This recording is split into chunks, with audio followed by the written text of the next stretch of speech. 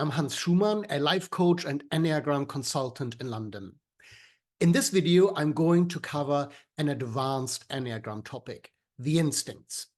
If you don't know what the Enneagram is, you might want to go back to the video on my YouTube channel where I provide an introduction.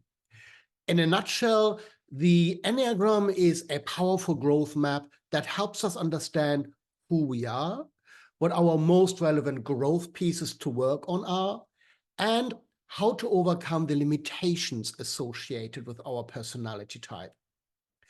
But even if you don't know about the Enneagram, you will be able to follow this video because, strictly speaking, the instincts I'm going to talk about are not part of the Enneagram growth model. Yet, they're an important part to understand for anybody who is serious about working on their Enneagram type, because the instincts influence the way in which we express the patterns of our Enneagram type. There are three instincts that we acknowledge in the Enneagram world: self-preservation, social, and sexual. One of them will be your dominant instinct and create a very distinct flavor to your Enneagram type. This distinct flavor is your Enneagram subtype. But let's take it one step at a time. What do I mean when we talk about the instincts? The instincts are primal patterns of behavior that we share with the animal kingdom. They work alongside the psychological patterns of the Enneagram, and the purpose of these instincts is to help us survive. But as important and useful as they are, we tend to express them in a slightly twisted way that does not always serve us well. Whilst animals know how to switch the three instincts on and off as needed, human beings struggle with this. Our psychological patterns tend to hijack one of the instincts and overuse it, while paying less attention to the other or even neglecting them. We call the instinct that you have the most access to the dominant instinct, and the one that you use the least, the repressed instinct. Let's have a look at what these instincts are. I'm going to explain them with images that show how animals express them. Let's start with the self-preservation instinct.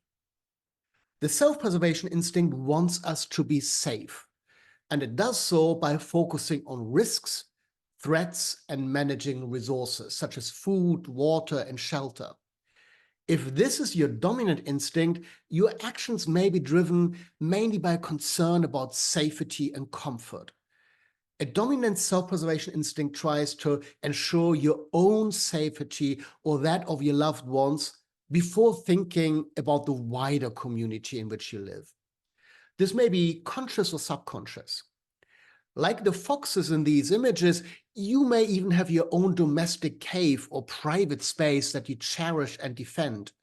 You probably feel most comfortable when you are in this space and less comfortable venturing out into life and taking risks. The self-preservation instinct is important because it is effective in keeping us safe. But if we give it too much attention, it means that we might not reach out to other people so much, nor connect to other groups or communities, and be not as proactive in going out into the world to get what we want. The next instinct is called social. This instinct uses social connections as a way of survival. Like the birds in this video footage, they travel in flocks as a way to keep each other safe. Predators are less likely to attack a flock because it's quite scary if there's so many of them. Whilst if you're alone, you might be more attractive to a predator. Another benefit of flying in a flock is that it also is more energy efficient, as you can benefit from each other's slipstream. We human beings also use social communities to keep us safe. If your social instinct is dominant, you probably feel safe or more comfortable when connecting to groups or communities.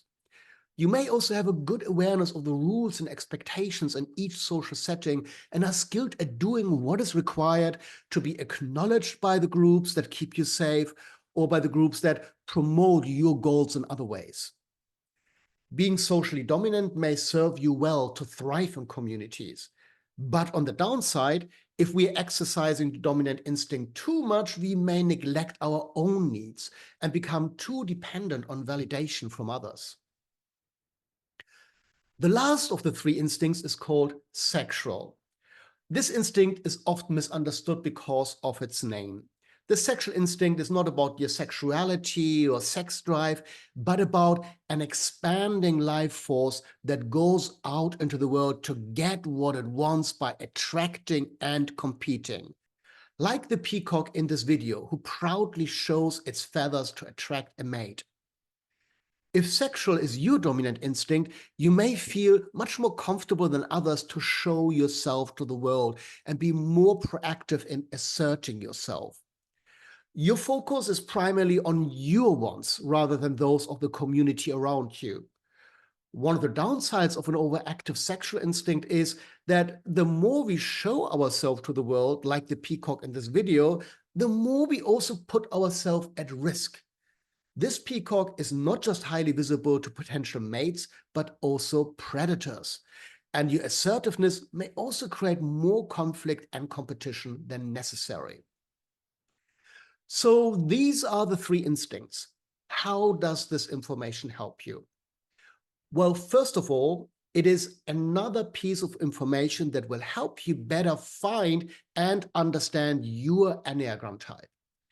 If you combine your dominant instinct with your Enneagram type, you get one of the three subtypes, each of which expresses the type-specific themes quite differently.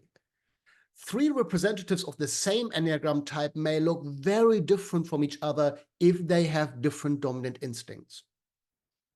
Let's take the Enneagram type 2 as an example. The type 2 is often stereotyped as a type that is always helpful and kind, as a means to be liked. That is true to a certain extent for all subtypes, but the manner in which they seduce others so that they are liked is different for each subtype. If you're a type 2 and self-preservation dominant, you may be less concerned about helping others and more about seducing others so that they help you, maybe by being cute and charming. And if you are a social dominant type 2, you may focus on seducing crowds and be skilled in establishing yourself in society. Whilst the sexual dominant type 2 is more about seducing specific people in close relationships. Understanding your instinctual patterns is also important because they are so powerful. They come from the gut, which has its own network of neurons, which fire much faster than the brain can. What this means is that pure logic won't always help you overcome the power that the instincts can have over your life. You will need different approaches, and an experienced Enneagram practitioner can show you which. If we do not learn how to manage our instincts, they can badly interfere with our life and run the show like an aggressive, spoiled dog that has never been trained. Whilst all three instincts are important for our survival and well-being, we do not always express them in the healthiest way. As I mentioned earlier, whilst animals can switch them on and off as needed, in us human beings, it's more complex. Our psychological patterns hijack the instincts. We tend to overuse the dominant one and not always in the best way. For example, just because you're self-preservation dominant doesn't necessarily mean that you're very good at looking after your well-being, at preserving yourself. Let's look at an example. Let's assume you are a self-preservation dominant type and you feel a bit depressed. Maybe you're a type 4 and you think something is missing in your life and that you're not good enough. Very common. When you feel bad like this about yourself, this creates emotional stress. And your self-preservation dominant instinct doesn't like that. It will try to help you make yourself feel better. It might then reach out for unhealthy ways to protect yourself. Maybe it prompts you to comfort eat or drink a glass of wine to make you feel better.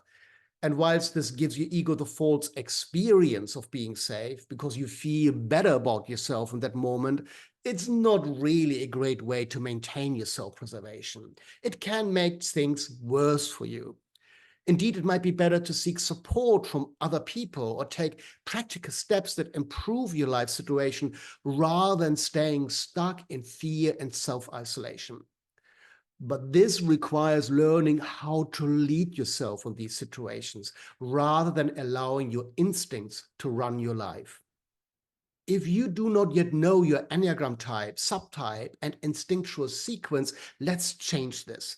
Head to my website, enneagramgrowthjourneys.com, and check out my Enneagram starter package. That's all for today. See you soon.